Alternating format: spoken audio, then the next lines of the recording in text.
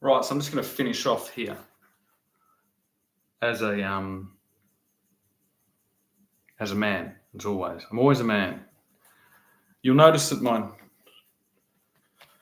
chest is covered by a small triangular piece of fabric, just kind of tied at the back. This is modesty. This is the bare minimum.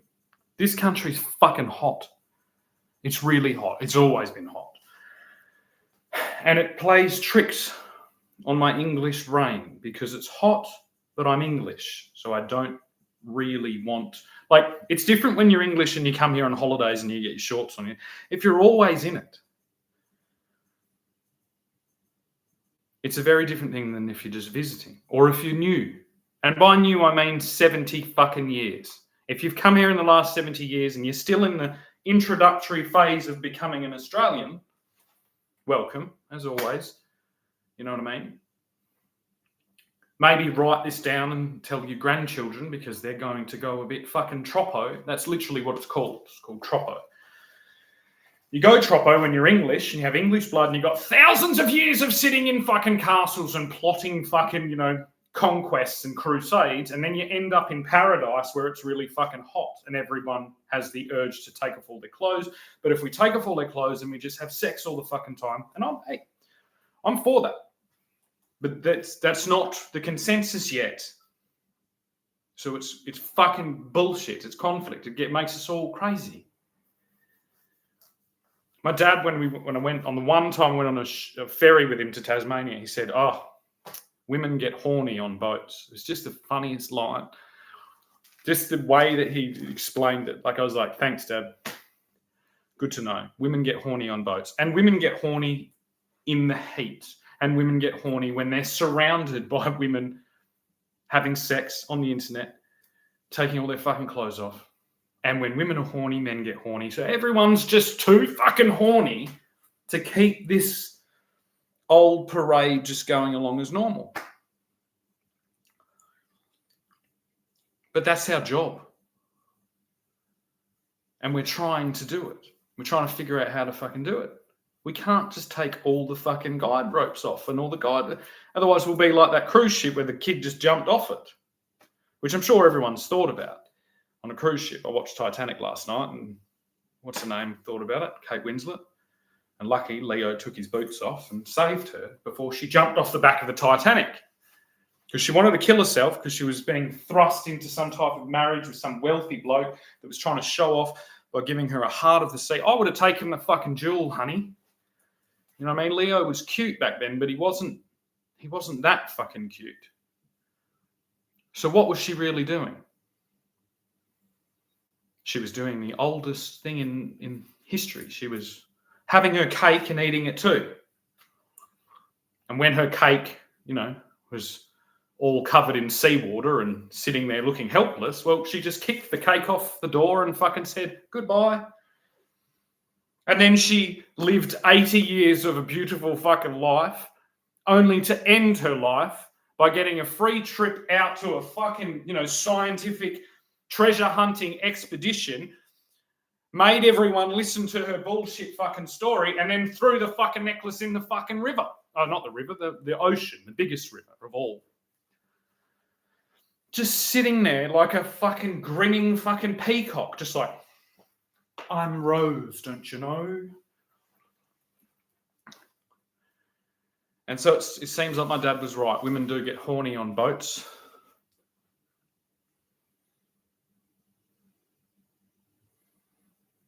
I don't think there's any moral to that. That's just the end of the story. Women get horny on boats.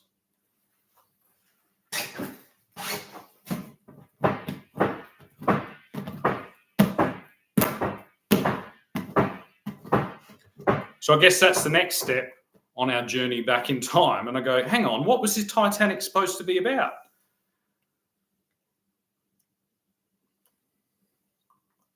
It's kind of glorified women having these little things. And I can't help but look at Billy Zane and just go, fuck.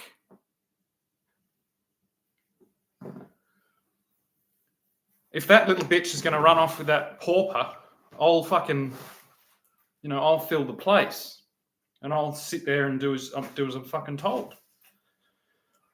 I don't know. I don't even know. But what was really going on was a conversation about America. The moral of the Titanic movie that we've all seen, not the Titanic. The Titanic's an actual fucking real event that you should really understand. It's not a fucking Hollywood movie made by James Cameron.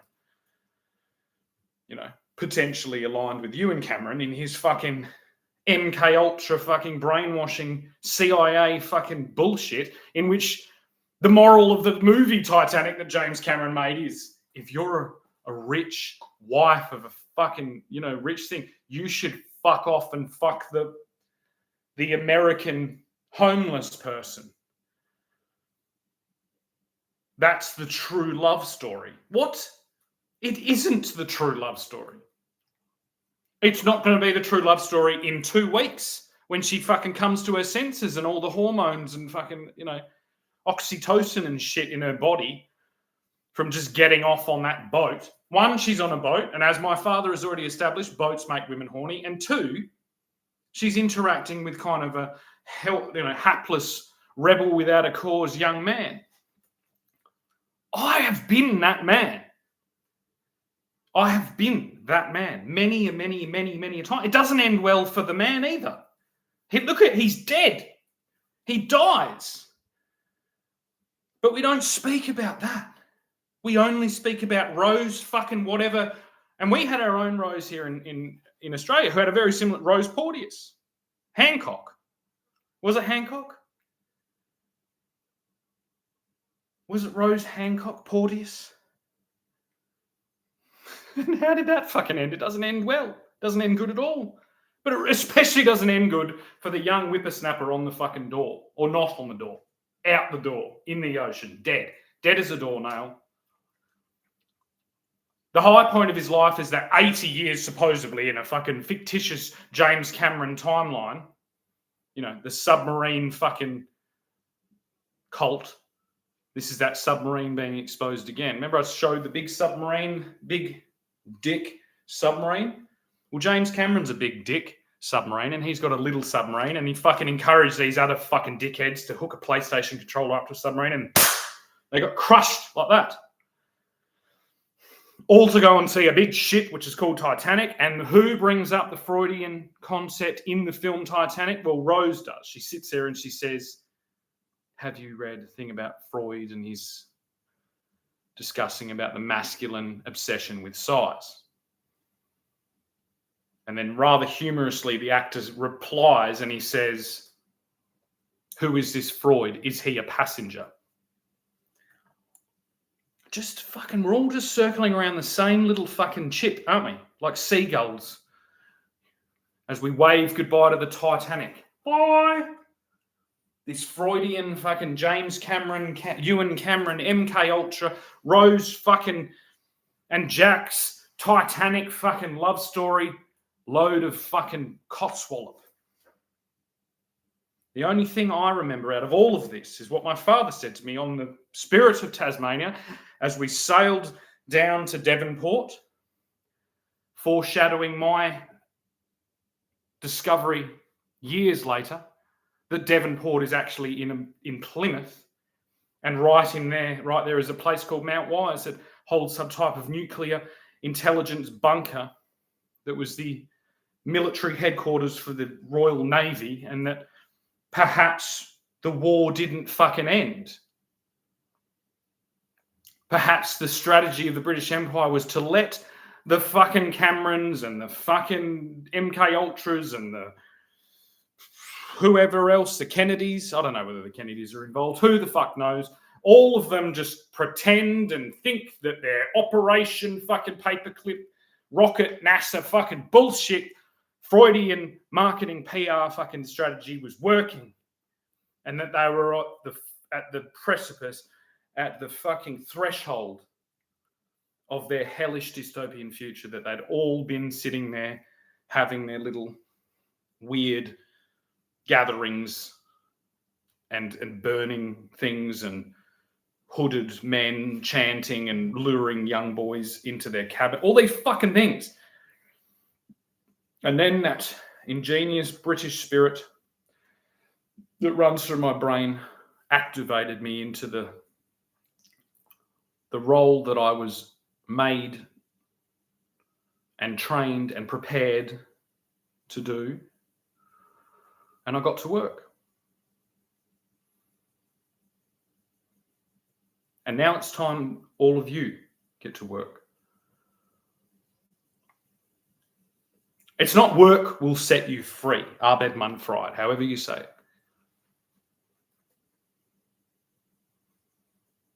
It's work because you are free. Don't let anybody put a fucking gate on your perception with whatever fucking German phrase on it.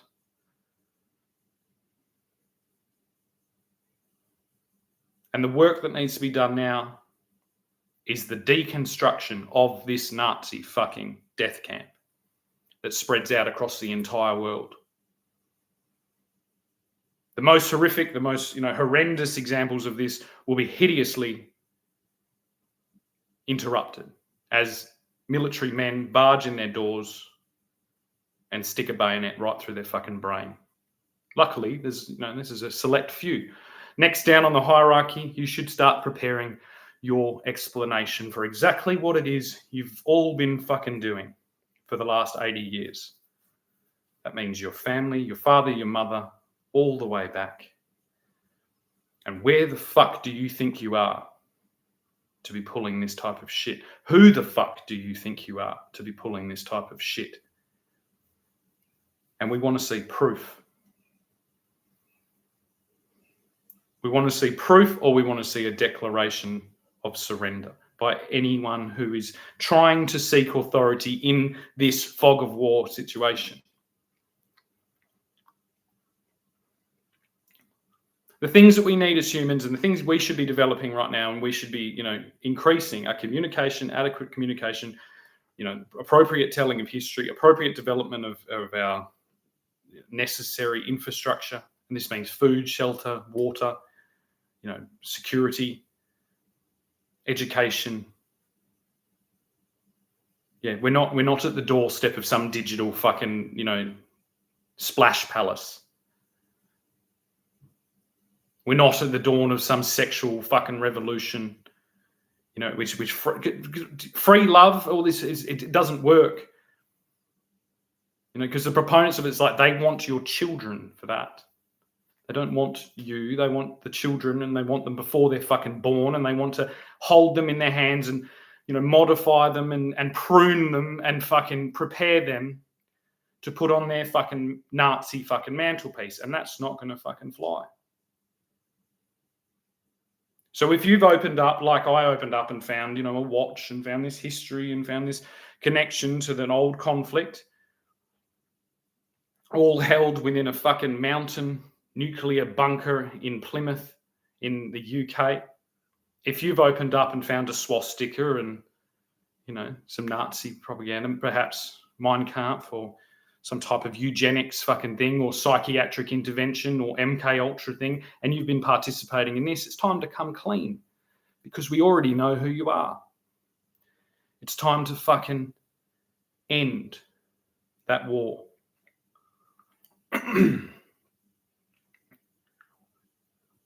This war.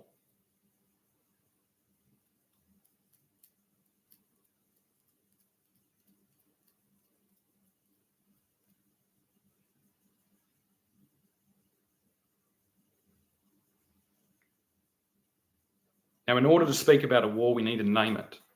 We've had World War I, we've had World War II, and we've all been forced to relive this fucking fantasy, cosplay epidemic that has been broadcast and distributed by both sides. I won't say that it wasn't both sides, it was both sides. And as a new generation of this new British Empire, I'm going to name the last 80 years of war.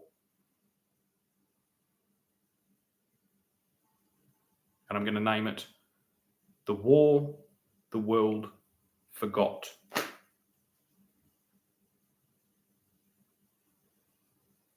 We were shown the hideous atrocities of World War I and World War II. And that visual exposure is what was used to legitimize and to hide the new age of war.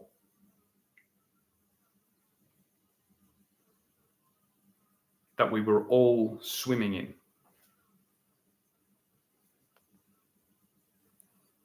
So if you think of why are we here? Why is there so much chaos? Why is it? Well, we've been at war for 80 years and the whole world forgot that we're at war. And there was a very real possibility that wouldn't be awoken, the realization of that.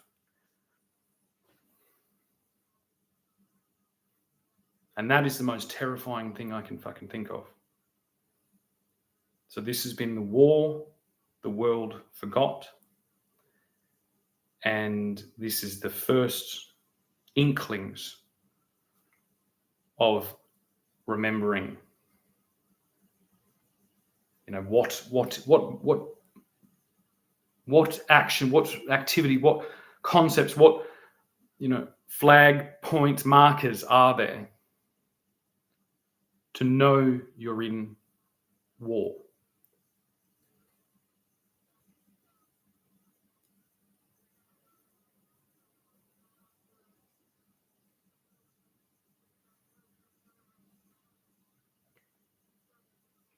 So it's all there.